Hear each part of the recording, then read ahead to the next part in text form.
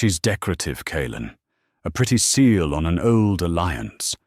You don't actually think the King of Duskmere shares a bed with a border village healer out of love, do you? The words came through the oak door of the war room, like frost through a cracked window, and Elowen felt the bond in her chest snap the way green wood snaps under a boot. Wet, sudden, obscene. She had been carrying a tray of blackthorn tea, the kind Kaelin drank when the council sat late, and the tray did not fall, because even in the moment her whole life came apart. She remembered that a dropped tray would announce her, and she did not want to be announced.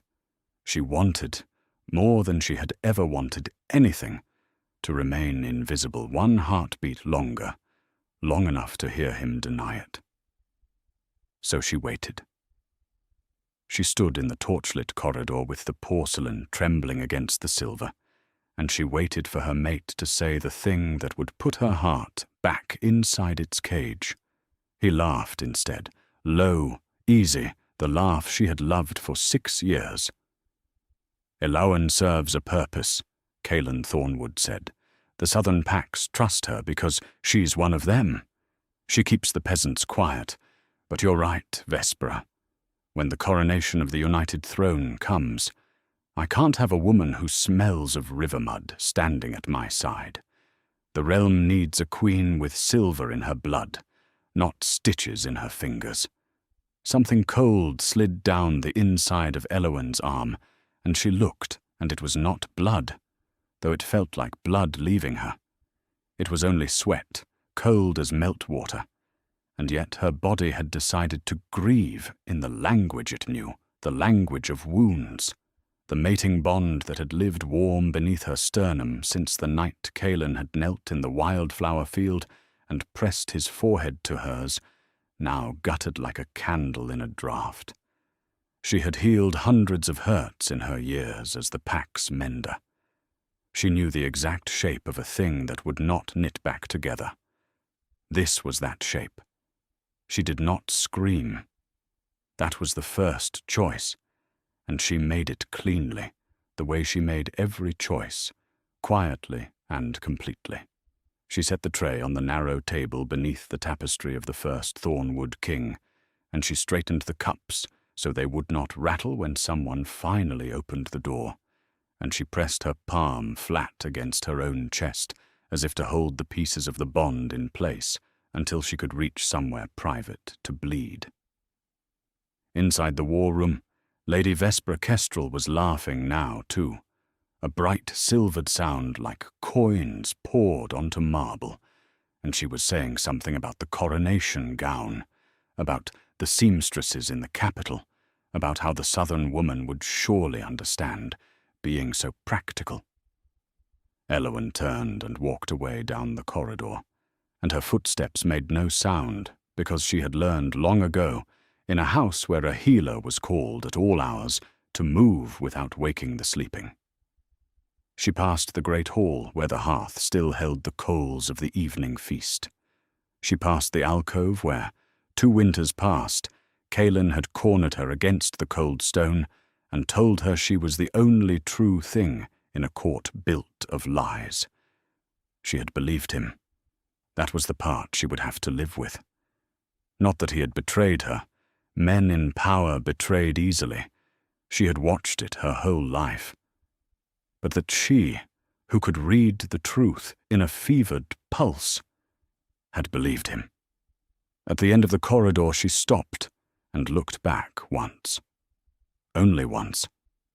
The war room door glowed at its edges with warm light, and she memorized the shape of that light because she intended never to stand in it again.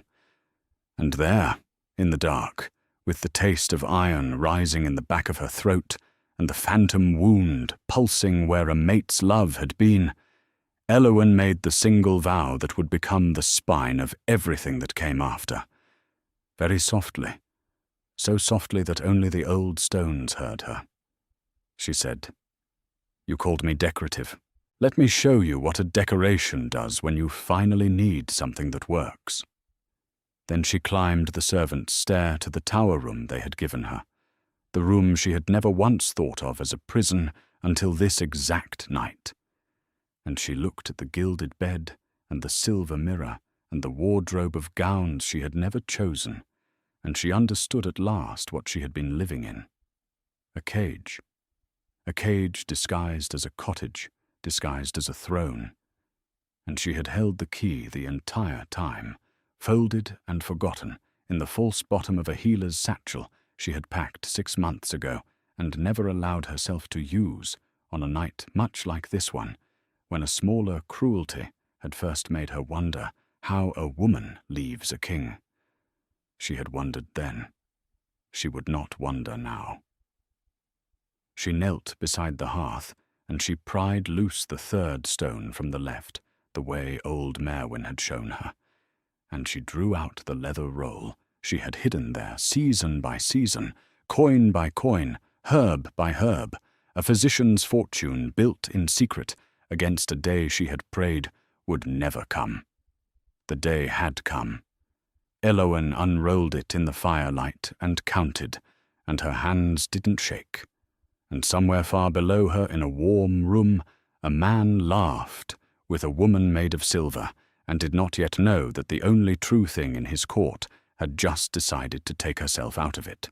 The moon was 3 nights from full, which mattered because a bond severed under a waxing moon healed cleaner than one torn under a waning one. The pack healers all knew it, and Elowen knew it best of all, and so she moved with the practical tenderness of a woman treating her own injury. She washed her face. She braided her dark hair back the way she had worn it as a girl in the border village of Thistlemarsh, before the king's men had come looking for a healer with a gift, and found her elbow deep in a birthing that would have killed both mother and child in any less capable hands. She took off the mating cord Calen had woven around her wrist, the plaited silver and river reed that had marked her as Luna in all but crown, and she did not throw it into the fire, because that would have been a scream, and she had promised herself silence. She coiled it neatly and laid it on the pillow where he would find it, exactly centered, exactly deliberate, a message with no words in it at all. From the wardrobe she took nothing, not one gown, not one jewel, not the fur-lined cloak he had draped over her shoulders on their first winter together. Everything in that room had been given to her to make her more suitable, more silver, more queen-shaped, and she would carry none of it into the life she was about to build. She dressed instead in the plain travelling clothes she had arrived in, kept all these years at the bottom of a chest like a body kept for burial, and she found they still fit, though the girl who had worn them was 6 years dead. Over them she pulled the healer's coat with its many pockets, and into those pockets went the things that were truly hers: the bone needles, the dried yarrow and willow bark and moonwort, the small sharp knife, the folded map, the leather roll of coin. When she was finished, she looked, in the silver mirror, like exactly what she was. Not a decoration. A woman who could keep you alive. The tower had a second stair, narrow and unlit, that the servants used and the nobles never remembered. Elowen took it down into the belly of the keep, past the kitchens where the fires were banked, past the buttery and the cold room, and at the bottom, waiting in the dark with a shuttered lantern, was old Merwin. The head healer of Duskmere was 70, if she was a day, bent as a shepherd's crook, with eyes that had seen 4 kings crowned and 2 of them buried. She had trained Elowen. She had, in a very real sense, made her, and she stood now at the foot of the servants' stair, as if she had known for hours that this night would come, which perhaps she had, because Merwin saw everything and said almost nothing, and that combination had kept her alive in a court where cleverness got people killed. "You heard," Elowen said. It was not a question. "The whole kitchen heard," Merwin answered. Lady Kestrel does not lower her voice for servants. She thinks we're furniture." The old woman's mouth twisted. "She'll learn what furniture knows. I'm leaving. I know." Merwin lifted the lantern, and the light found her face, and there was no shock in it, only a grim and terrible pride. "I packed the horse an hour ago. The grey mare, not one of his. The grey is mine, bought with my own wages, and there's no man alive can call you a thief for riding her. Go north to the coast road, not the King's Road. At the Greywater Ferry, ask for a man called Halloran, and tell him Merwin's girl needs passage. He owes me a life. He'll ask no questions." She pressed something into Eowyn's hands, a second roll, heavier than the first. "And this? Don't argue. An old woman has nothing to spend a fortune on, but the future of someone worth more than the fools she serves." Eowyn's composure cracked then, for the first and only time that night, and she pressed her forehead to the old woman's papery cheek and breathed in the scent of camphor and dried lavender that had meant safety to her for 6 years. "Come with me," she whispered. "No." Merwin's voice was gentle and immovable as bedrock. "I'll stay, and I'll watch, and I'll write to you. And when the day comes that this pretty rotten court needs a healer and finds it has driven the only real one away, I will be here to remind them exactly whose fault that is." She stepped back and squared Eowyn's shoulders with both hands the way she used to, before sending her into a hard berth. "You were never decorative, child. You were the load-bearing wall. They just never looked up to see the whole ceiling resting on you. Now go, before the moon rises, and someone remembers the border woman has legs." There was a small door in the outer wall, a sally-port grown over with ivy, that the healers used to gather night flowers, and that the guards, who feared no attack from a garden, left unbarred. Eowyn slipped through it into the cold blue dark of the herb terraces, and the grey mare was there, saddled, breath steaming, patient as her mistress. She led the horse down the switchback path away from the torchlight of the gate, and only when the walls of Duskmere had shrunk behind her to a black crown against a paler sky did she mount and turn the mare's head north, toward the coast, toward the ferry, toward a man named Halloran and a life she could not yet imagine. Behind her, the fortress slept and laughed and plotted its silver coronation, and it did not so much as stir. The world outside the war room remained entirely ignorant of what it had just lost, and that, Eowyn thought, as the marsh wind took the last warmth from her face, was precisely the point. Let them stay ignorant. Ignorance was a debt, and she had always been very, very good at keeping the ledgers. She rode until dawn, bled grey over the eastern moors, and then she slept 4 hours in a coppice with the mare's reins looped around her wrist, and then she rode again.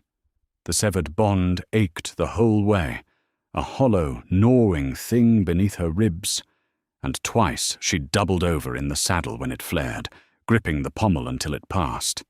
She had told grieving widows for years that the mate-ache would ease, that the body forgot what the heart could not, and she had never once truly known whether she was lying to comfort them. Now she knew. It was not a lie. It was simply very slow, and it demanded to be lived through hour by hour, and there was no herb in her coat that could shorten it, only endure it. So she endured. On the second day she reached the Greywater, and the ferryman Halloran was exactly as the old woman had promised, a broad, silent man with a face like a cliff, who looked at her once, said, "Merwin's girl," as though confirming a rumour, and poled her across the wide brown water without asking a single thing. On the far bank, he pointed her toward a fishing town called Saltreach, and said the only sentence he would say to her, Whatever they took, you'll get back double. My mother told me that once. She was right. Then he turned his ferry around and left her on the northern shore with a horse, a fortune in a healer's coat, and the rest of her life. Salt Reach was a grey, wet clatter of a town, clinging to a cold sea, and Elowen did not stay in it, because a woman in flight learns quickly that the first town is the one they search. She spent one night in its harbourside inn, and while she ate a bowl of fish stew in the common room, she listened because listening had always been her truest gift, and she learned two things that would shape the years to come. The first was that a plague of coughing sickness had come down the coast that autumn, the wet lung, and that the towns of the northern reach had no healers worth the name, only barber surgeons who bled the dying and priests who prayed over them. The second was that beyond the reach, along the trade rivers, there rose a free city called Verante that answered to no king, where merchant houses ruled by charter and coin, and where a person could become anything at all if they were only good enough at it, and quiet enough about where they came from. Elowen listened to both of these things, and by morning she had made a plan, and the plan was very simple, and it would take her 6 months, and every skill she owned. She would go to Verante. She would heal the wet lung along the way, town by town, and she would not do it for charity, because charity built no ledgers, but she would do it for fair coin and fairer reputation, and she would arrive in the free city, not as a fugitive Luna, but as something entirely new, something the northern reach had already begun to whisper about before she ever crossed its threshold. The marsh woman who did not lose the sick, the healer the wet lung feared. She looked at her reflection in the black window of the inn, and she practiced the name she had chosen for herself, a name with no king in it. Elowen Marsh, she said. Just that. And it fit. 6 months later, the free city of Verante woke to the ringing of the exchange bells, and in a tall, narrow house on the street of Menders, a woman the whole northern trade knew as Mistress Marsh set down her pen, blew on the ink, and looked at the ledger of a small empire she had built out of nothing but competence and refusal. It had not been quick, and it had not been gentle, and there were nights in those months when the mate-ache and the exhaustion together had brought her to the floor of some hired room, curled around her own knees, certain she would not rise. But she had risen every time, because the alternative was to prove them right, and she would die before she proved them right. Town by town, along the wet lung coast she had gone, and she had done the thing the barber surgeons could not. She had watched and counted and reasoned. She had noticed that the sickness ran hottest in houses that drew water from the low wells near the tanneries, and coldest in houses that boiled their water for ale. She had noticed that the ones who breathed steam of pine and moonwort survived at twice the rate of the ones who were bled. She had written it down, all of it, because that was the difference between a healer and a saint. A saint prayed, and a healer kept records, and by the time she reached Veranthe, she carried in her satchel not just remedies but knowledge, mapped and measured, the wet lung's whole cruel logic laid bare, and Veranthe, being a city of merchants who understood that knowledge was the rarest cargo of all, had paid for it. She had not meant to build a house, she had meant only to survive. But survival, done well, has a way of compounding. She had cured a spice factor's daughter that first week, and the spice factor had sent his partner, and the partner had sent his guild master, and within 2 months the woman from the marshes had a waiting list of the richest houses in the free city, and a queue of the poorest at her back door, whom she treated for nothing, because a healer who only heals the rich soon forgets how healing works. She hired 2 girls, then 4, then a boy to keep the ledgers she no longer had time for. She rented the narrow house, then bought it. She began to teach, her methods, her counting, her insistence on boiled water and clean linen and written records, and the merchant houses, who loved anything that could be systematized and sold, began to call her methods the Marsh practice, and to pay handsomely for their apprentices to learn it. By the turning of the year, Mistress Marsh of the Street of Menders was not merely a healer. She was an institution, a name that opened the doors of counting houses, a woman whose signature on a ledger of remedies was worth more than a nobleman's word. And not one soul in the free city knew that she had ever been anything but this. The new confidant came to her in the 4th month, and his name was Dorian Ashgrove, and he was everything Caelan had pretended to be, and never was. He was a broker of contracts between the merchant houses and the free companies that guarded the trade roads, a lean, grey-eyed man some years older than Elowen, with a limp from an old war and a habit of listening that matched her own. He had come to her first as a patient, for the leg, which pained him in the wet, and he had come back not for the leg but for the conversation, because he had discovered that the Marsh healer's mind was the most interesting he had encountered in a city full of clever people. He never once asked what she had been before Varanthe. That was how she knew she could trust him.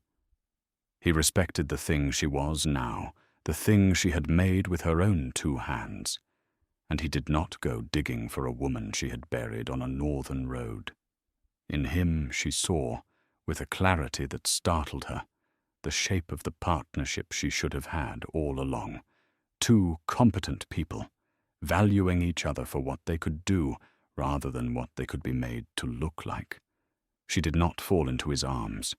She was not ready, and might not be for years, and he seemed to understand that too, and to be content to build something slow and real. But she began to save a chair for him at her table, and that, for a woman who had learned to need no one, was its own kind of confession. It was Dorian who brought her the first news of Duskmere, some 8 months after she had ridden out of it. They were going over the contracts for the Eastern Spice Road, and he mentioned, idly, that the great southern kingdom across the moors was in trouble, that its new alliance with the silver houses of the Kestrel line had soured, that the young king had spent the treasury on a coronation for a united throne that had never materialized, that there was sickness in the capital and unrest in the border villages, and rumors, quiet but persistent, that the king had made a marriage that was tearing his own council apart. Elowen listened with her face very still, the way she had listened at a war-room door once, and she felt the old ache stir in her chest, though it was a fainter thing now, more memory than wound. She asked no questions that would reveal her.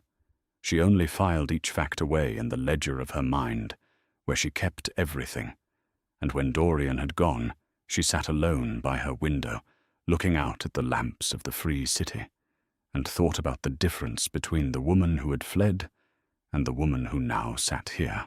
The fled woman would have wanted to ride south and scream in the war room at last. The woman she had become wanted something colder and cleaner and infinitely more patient. She wanted to let the truth do its work. Caelan had built a house on silver and lies, and silver tarnishes and lies rot, and she did not need to lift a hand against it. She needed only to wait and to keep building her own house higher until the day the 2 structures stood side by side for all the world to compare. That day, she sensed, was coming. She could afford to be patient. She had, after all, kept the ledgers, and the ledgers were coming due. The rot in Duskmere had a name, though Caelan Thornwood was the last man in his own kingdom to learn it, and the name was Alaric Grendel. He was the head of the Silver House of Kestrel, Vespera's uncle and keeper, a pale, narrow man with a voice like a coin sliding into a slot, and he had never in his life wanted a wedding for love's sake. He had wanted a foothold. The silver houses of the north had mined and banked and lent for 300 years without a throne to call their own, and Alaric Grendel had looked south at the young king of Duskmere, handsome, proud, hungry for the united crown his ancestors had failed to win, and he had seen not a man but a door. Vespera was the key he had cut to fit it. He had dangled the promise of the united throne, the coronation that would bind the southern Pax and the silver houses into a single realm with Cailan at its head, and Cailan, who had wanted that crown since boyhood, had swallowed the bait whole. He had emptied his treasury to fund the Alliance's armies. He had signed away the mining rights of his eastern mountains as a wedding gift. He had, most fatally of all, sent away the only person in his court who would have read the contracts with a healer's eye for what was truly festering underneath. He had thought he was gaining an empire. He had been, from the first, a pawn advanced too far up a board he did not understand, and Alaric Grendel was even now reaching past him for the peace behind. The secret came out in the winter, and it came out because secrets in a rotting house always find the cracks. It began with a servant's gossip, and grew into a scandal that shook the southern Pax to their roots. The king's new bride, the Silver Lady Vespera, had a family already. Not a past dalliance, not a youthful indiscretion, but a living secret kept in a shuttered manor 3 valleys away. A man she had bonded to in the silver north, and 2 children besides, hidden away by her uncle Grendel, so that his key would fit the southern door. The whole silver marriage was a fiction, a stage play mounted to plant a kestrel heir on the Duskmere throne and let Grendel rule through the cradle. When the truth broke, it broke everything. The southern Pax, who had never trusted the Silver Bride and had loved the marsh healer Luna, who once stitched their children's wounds, turned on the court in fury. The council split. Half the border villages stopped sending their levies.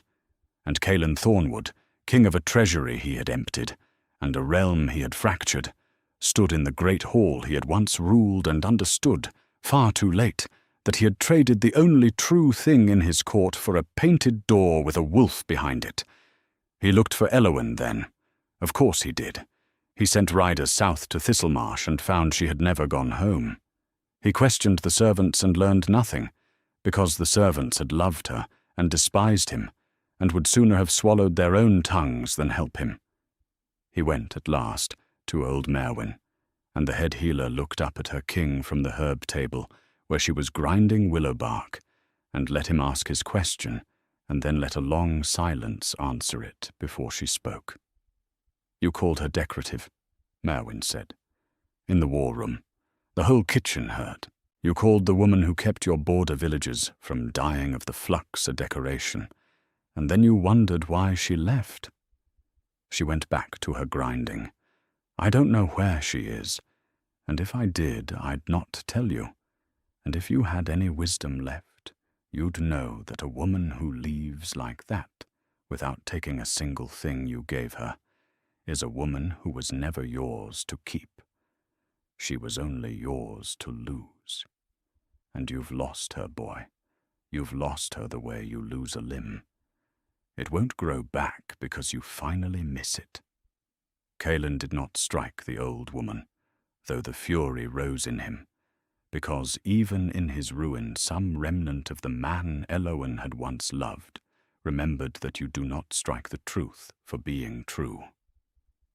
He left the healer's tower and climbed to the abandoned room at the top of the servants' stair, the room no one had touched in the better part of a year, and he found it exactly as she had left it, the wardrobe of unworn gowns, the silver mirror, the untouched jewels, and on the pillow, precisely centered, the plaited silver and reed mating cord she had laid there the night she went.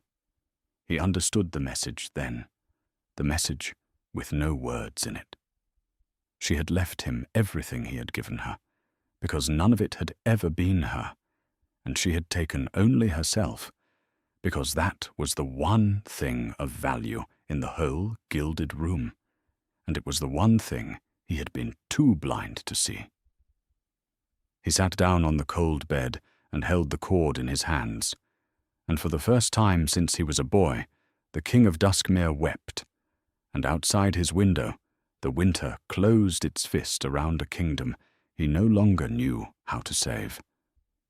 But grief is not repair, and remorse is not restitution, and while Kaelin mourned, Alaric Grendel moved.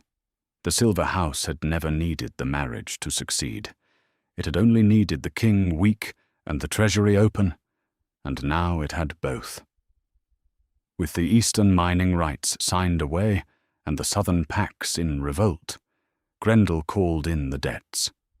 He had lent Duskmere the coin for its own coronation, at interest, secured against the very mountains and rivers and toll roads of the realm, and now he presented the ledger and demanded payment the king could not make. It was the oldest conquest in the world, older than swords. You do not need to besiege a castle whose owner has already mortgaged it to you. By the turning of spring, Alaric Grendel held liens on half of Duskmere, and the Silver House was preparing to foreclose on a kingdom, and Kaelin Thornwood, who had dreamed of a united throne, was about to lose the one he had inherited, not to an army, but to a signature on a page he had never bothered to read, the page a border village healer would have read for him had he not sent her away for smelling of river mud. And so the pieces converged, though none of the players yet knew the shape of the endgame. In the free city of Veranthe, Mistress Marsh had grown from a healer into a name, and from a name into a power.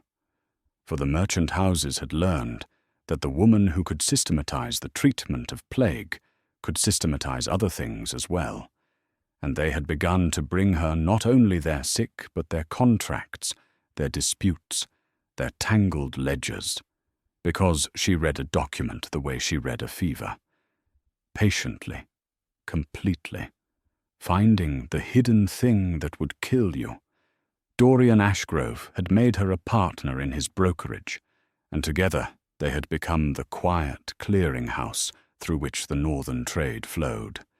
And it was in that capacity, on an ordinary morning in the counting-house on the street of Menders, that a clerk laid before Eloan a new set of instruments for review, debts being bundled and sold by a Silver House of the North, seeking buyers among the free city banks. She read the top sheet. She read the name of the debtor, and she went very, very still, the way she had gone still at a war-room door 2 years before, because the kingdom that the Silver House of Kestrel was preparing to sell off piece by piece, the mortgaged realm on the auction block, was Duskmere. Her hands did not shake. She had trained them long ago not to shake. But under the fine wool of her sleeve, over the place where a bond had once been torn, her heart began, very quietly, to keep a new kind of time. She did not act rashly. That was the whole of what she had learned. The old Eloan would have felt the flare of the ache and let it move her hand. The woman she had become sat with the documents for 3 days and read every clause of every instrument, and by the end of the 3rd day she understood the Silver House's scheme better than the Silver House did. Alaric Grendel had overreached.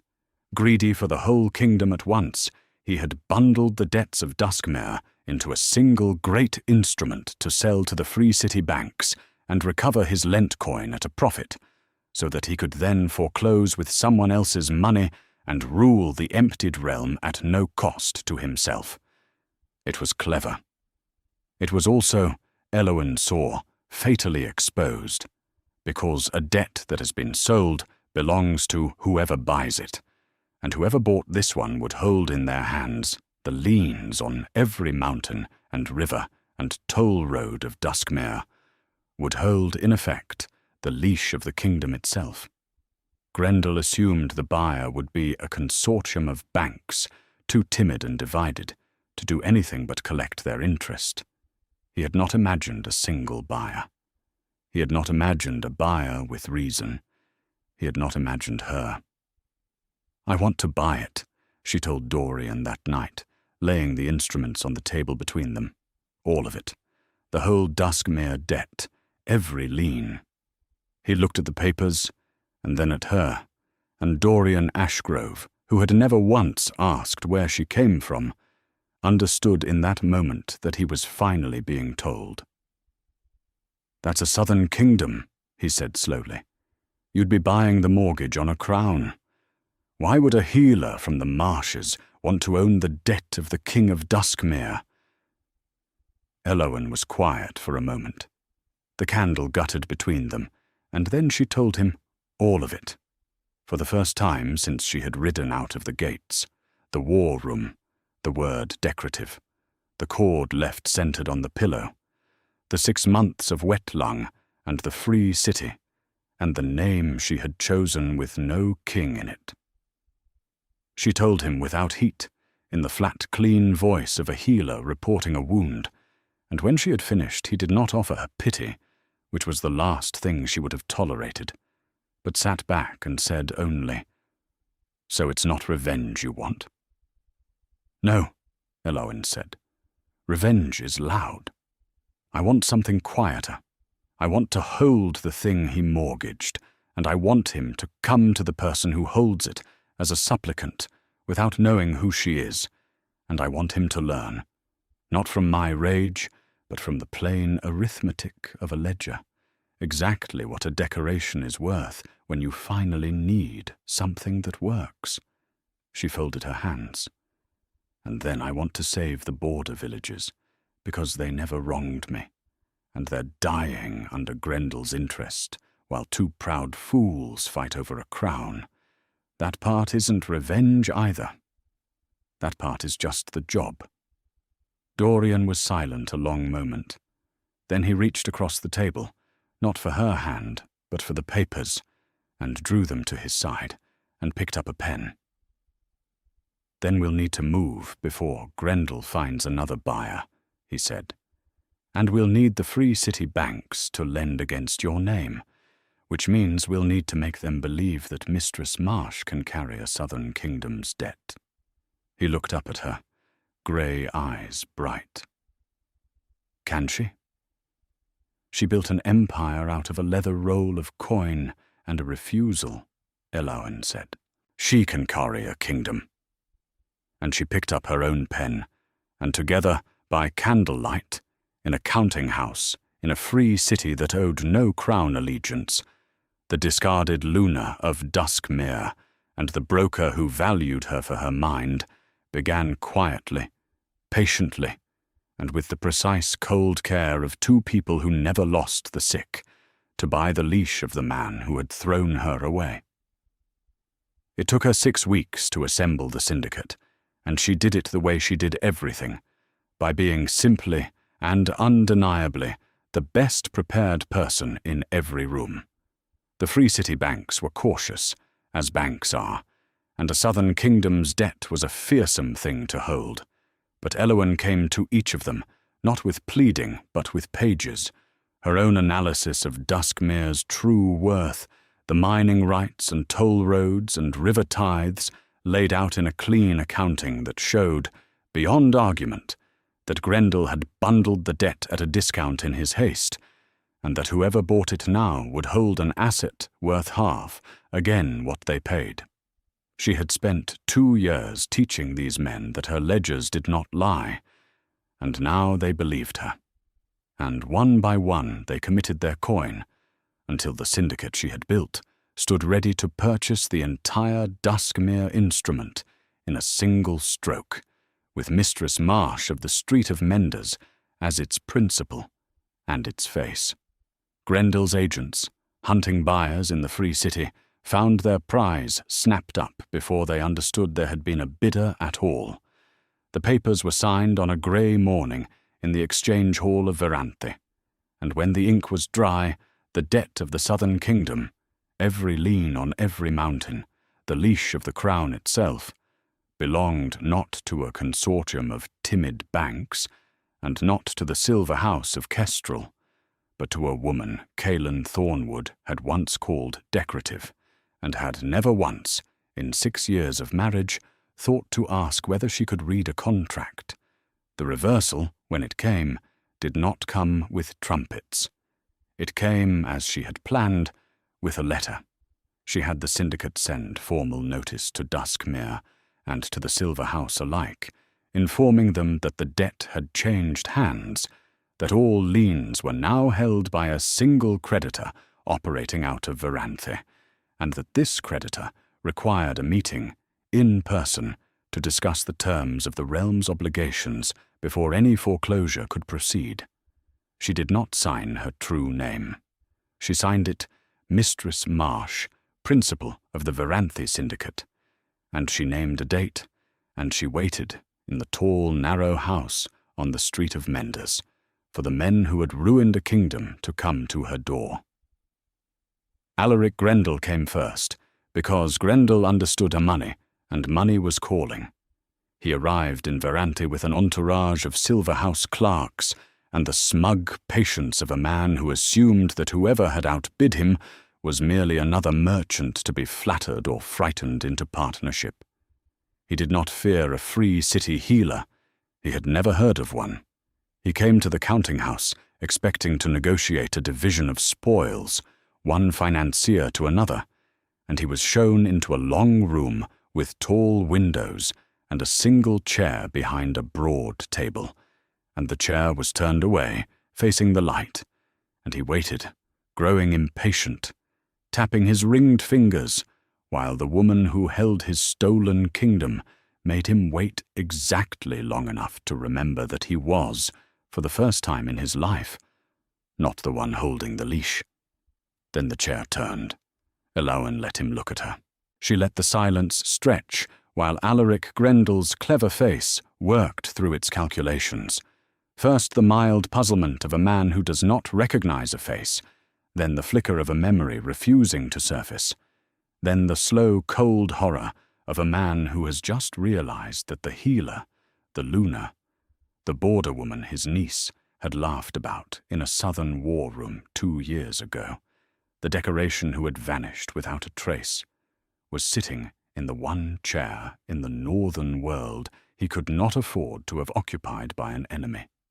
"You," he said, and it was not a word so much as the sound of a plan collapsing. "Mistress Marsh," Elowen corrected, folding her hands on the ledger before her.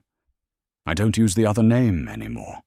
It belonged to a woman who thought her worth was something a king could grant. She died on a road 2 years ago.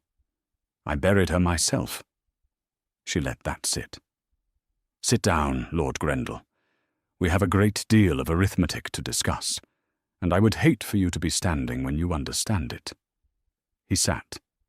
He was clever enough, at least, to sit, and Elowen laid it out for him, the way she had once laid out the logic of the wet lung, town by town, fact by fact, until there was no room left to argue. She held every lien on Duskmere.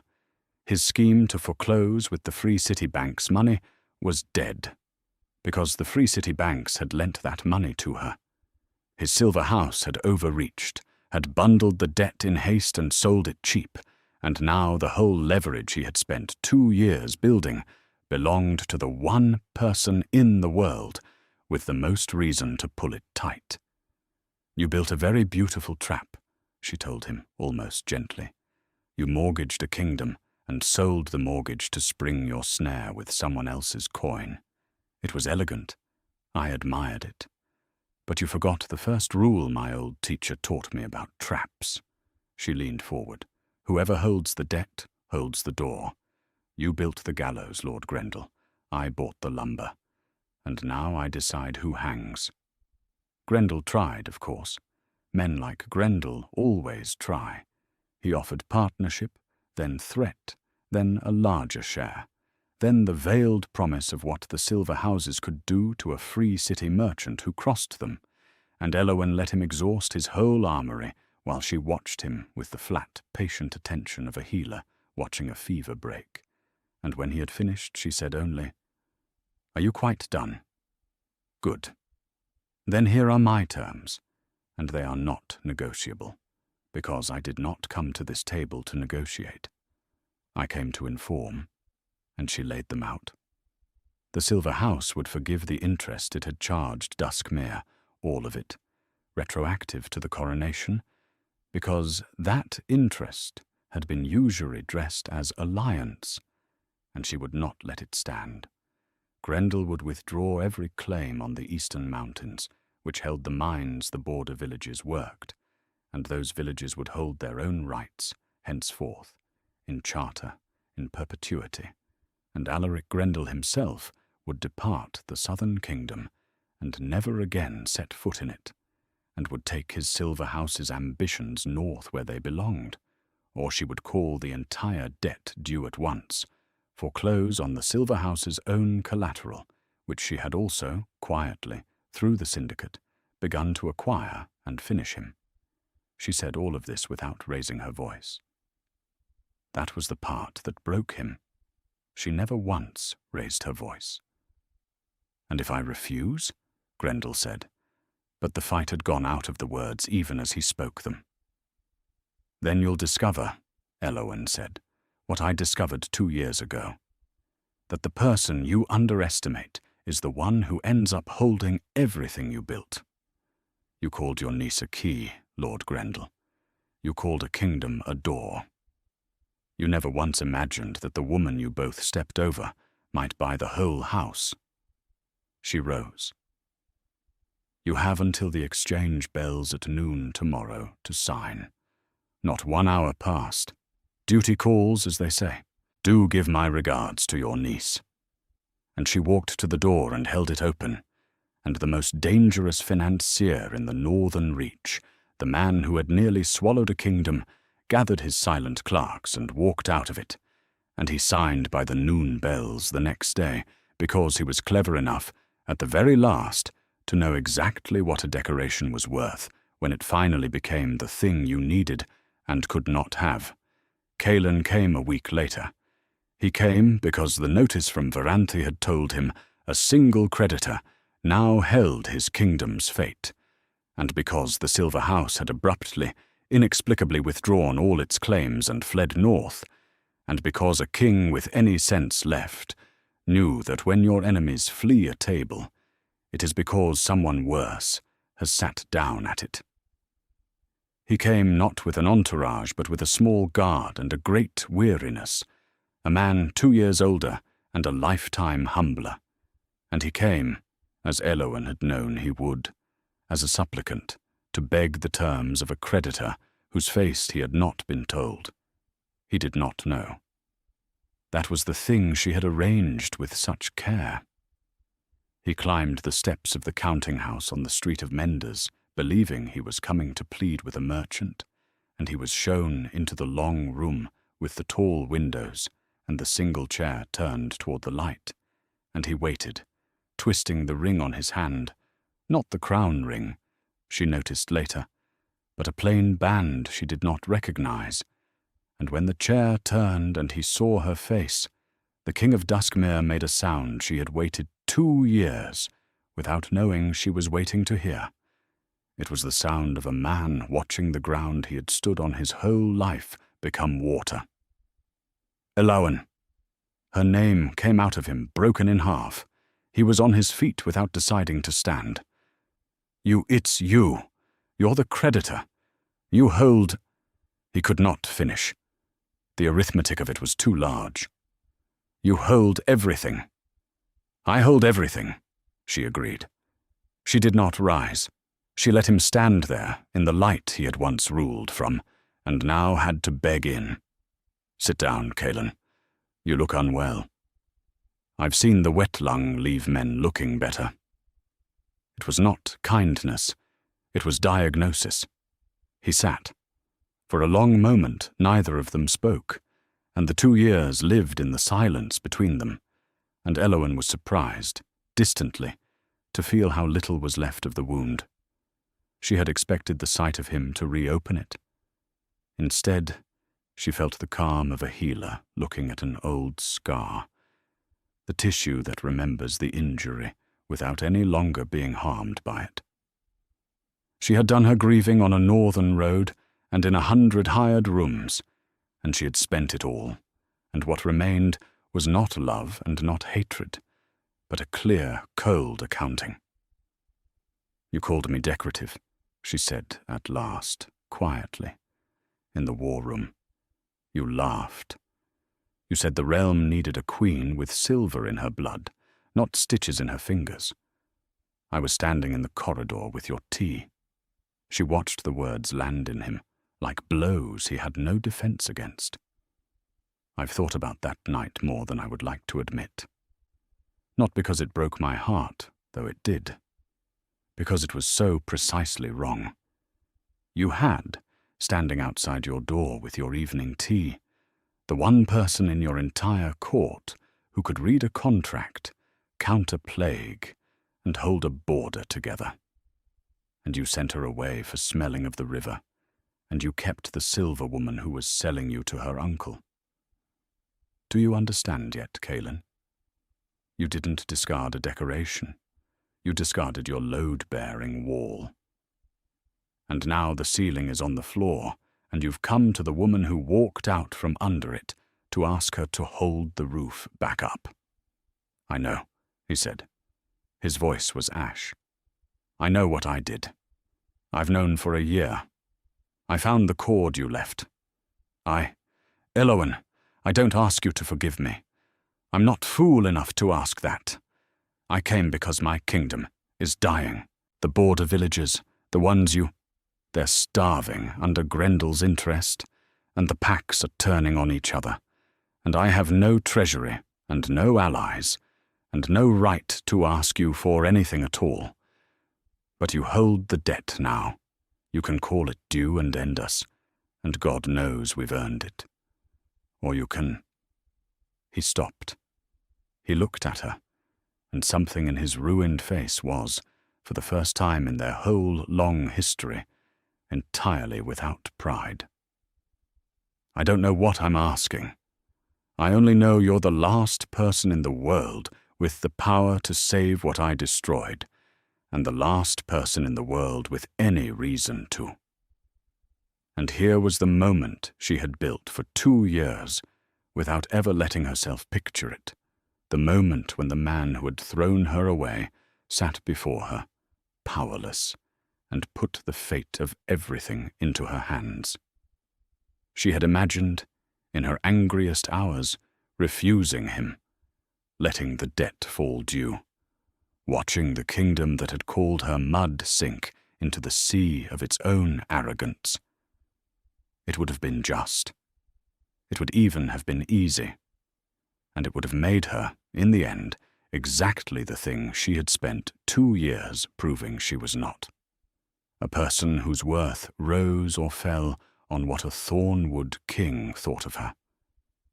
She looked at him, and she thought of the border villages, of the children she had stitched, of old Merwin still standing in her tower, reminding a rotten court whose fault it was, and she made the last and cleanest choice of the whole long story. "I'm not going to save your kingdom, Kaelin," she said. "I'm going to save it from you." She opened the ledger and turned it to face him, and on the page was a charter, drawn in her own hand, dense with the clean arithmetic he had never once thought to ask her for. "Here are my terms. The debt is forgiven. Not sold, not restructured. Forgiven, because I will not be a Grendel with a kinder face. In exchange, Duskmere becomes a chartered realm. The border villages govern their own mines and rivers and hold their rights in perpetuity, and no crown may sign them away again. Not yours, not your heirs, not ever. The healers of the southern packs answer to a college, not a throne, and that college is founded and funded from the eastern mining tithes, and its first mistress is Merwin, who kept your people alive while you shopped for silver.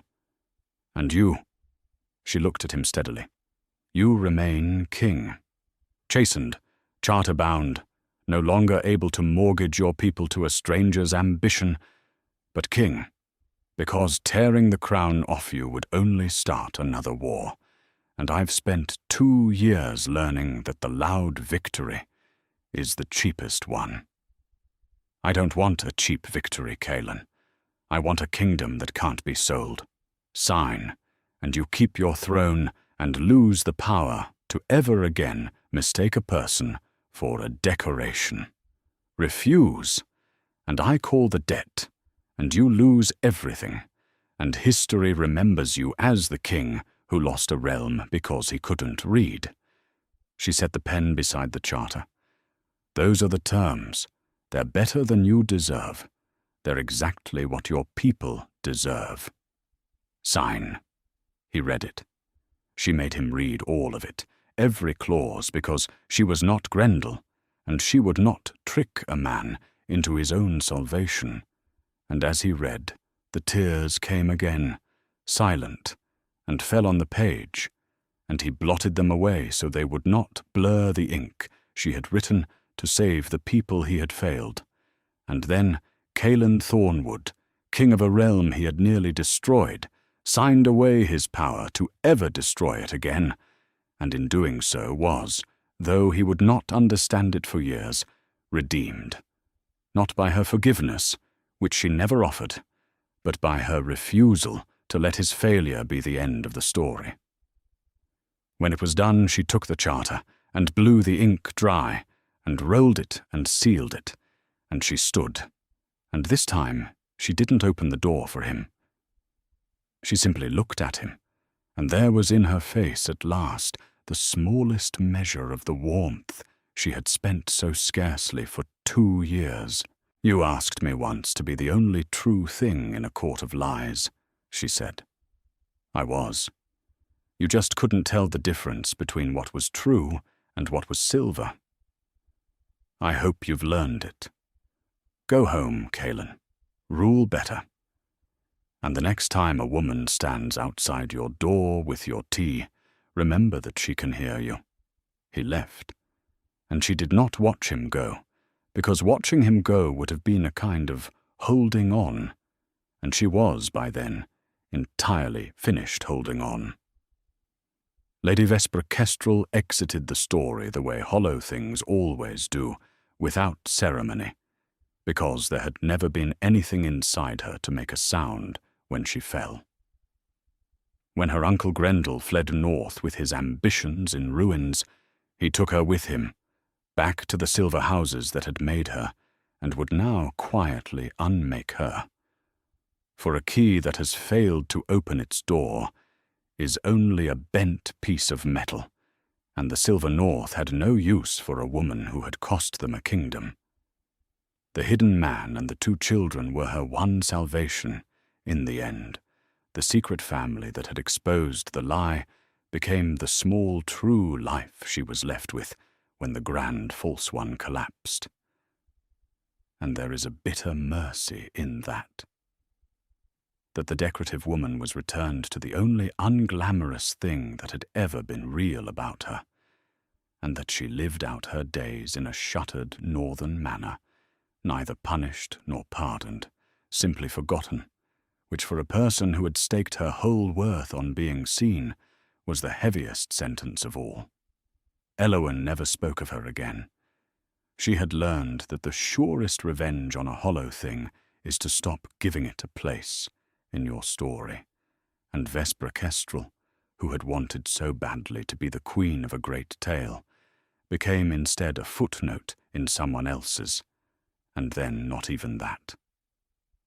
The border villages held their charter, and it held them, and within a year, the eastern mines that had nearly been signed away to a silver lord's greed were funding a healer's college whose first mistress was a bent old woman of 72 who wept exactly once, in private, when the founding papers reached her, and then never again, because tears were a luxury and there was work to do. Merwin wrote to Eowyn every month for the rest of her life, letters full of the small triumphs of the college and the small failures of the king, who was, she reported with grudging fairness, ruling better than she'd expected, more careful, more humble, more inclined to send for a healer before a war rather than after. "He keeps the cord on his desk," she wrote once. "The one you left? I've seen it. He doesn't wear it. He's not so foolish as that. But he keeps it where he can see it, while he signs things now, and I think it makes him read the pages. So perhaps you saved him, after all, girl. Though I know you'd sooner I said you saved the kingdom in spite of him. Have it your way. You saved the kingdom in spite of him. But you saved him too, and I'll go to my grave believing it was on purpose, because I raised you, and mercy was always your worst hidden strength." Eowyn did not answer that letter for a long time, because there was nothing in it she could argue with, and arguing had never been her way besides. In Verante, the years were good to her, and she was good to them in return. The Marsh practice became the Marsh College of the Free City, sister to the one in the south, and the two institutions traded students and knowledge across the moors that had once divided a healer from her old life, so that the border between the Silver North and the Free City and the Southern Kingdom became, in time, less a wall than a road, and more people lived because of it than she would ever be able to count, though she tried, because she was still and always a woman who kept the ledgers. She and Dorian Ashgrove married in the 5th year, quietly, in a garden, with no crown and no silver and no coronation, only the people who had earned a place at the table. And it was not a grand love in the way the stories of Alpha Kings are grand, but it was a true one, built by two competent people who valued each other for what they could do, and it lasted, which is the only measurement of love that has ever mattered. He never called her decorative. It would not have occurred to him.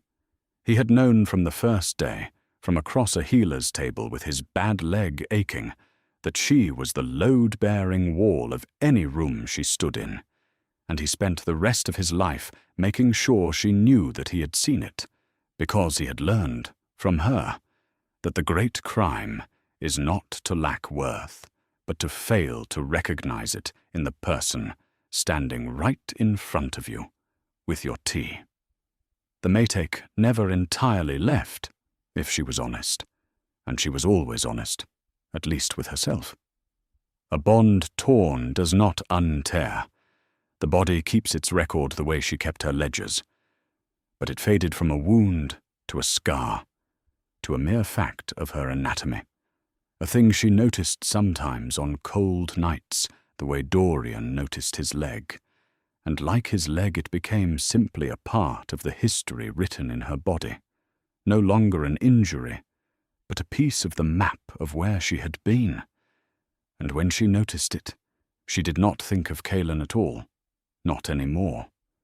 She thought of the woman she had been on that northern road, half dead with grief, gripping the pommel of a borrowed grey mare, certain she would not rise. She thought of how that woman had risen, and she was every single time unbearably proud of her. There is a thing that happens to a story like this one, in the telling, that the tellers do not always understand, and it is this. The world remembers the reversal, the chair turning, the king brought low, the debt bought and the terms dictated. It remembers the moment the discarded woman held the power, because that moment is loud and bright and satisfying, and it deserves to be remembered. But the truer heart of the thing was never the reversal. It was the corridor. It was one woman standing in torchlight with a tray of tea she would never serve, hearing herself called decorative, and choosing, in that first shattering second, not to scream. Everything else grew from that seed, the silent exit, the leather roll of coin saved against a night she prayed would never come, the 6 months of plague and the free city, and the name with no king in it, the syndicate and the charter, and the mercy served cold. All of it. But it began with a choice made in a hallway by a woman with nothing left but her own composure, who understood, even bleeding, that the loudest revenge is the cheapest, and that the only worth having is the kind no one can grant you, and no one can take away, because you built it yourself, plank by plank, ledger by ledger, out of the raw materials of everything they thought made you worthless. She smelled of the river. She had stitches in her fingers. And she owned, in the end, the leash of a kingdom. Not because she inherited it, or married it, or was granted it, but because when the people who held the power threw her away, she went out into the world and proved that the power had never been theirs to give. And so the ledgers closed, not with a scream and not with a crown, but with a woman standing in her own house, in a city that owed no king allegiance, watching the lamps come on along the street of Mendes, and knowing that every light she could see burned a little steadier, because she had refused, once, in a torchlit corridor, to fall apart where they could hear her. She lived a long time after that. She trained 100 healers who trained 1,000 more, and somewhere in the 4th decade of the Marsh College, a young woman from a border village no one had heard of arrived at her door smelling of river mud, with stitches already in her clever fingers, and Elowen took her in without a single question about where she came from, because she of all people knew that where a person comes from is the least interesting thing about where they are going. And when that girl asked her, years later, how she had built so much out of so little, Elowen told her the only lesson she had ever truly learned. "They will tell you what you are worth," she said. "Let them, and then go and prove them wrong so quietly that by the time they notice, you already own the door." So here is the thing I would ask you to carry out of this story, wherever you are hearing it. Somewhere, right now, someone has decided that you are decorative, that you are a pretty seal on someone else's ambition, useful until you are inconvenient, a woman who smells of the river when they wanted silver in the blood. Do not scream at them. Do not waste your grief on people who are never looking up to see the ceiling resting on you. Go quiet. Keep your ledgers. Save your coin against the night you pray will never come. And when it comes, rise the way she rose, plank by plank, until you hold the thing they thought they could always take. Because the power was never theirs to give you. It was only ever yours to build. And no one, no king, no court, no silver-tongued liar in a warm room can throw away a woman who has learned to build her own worth.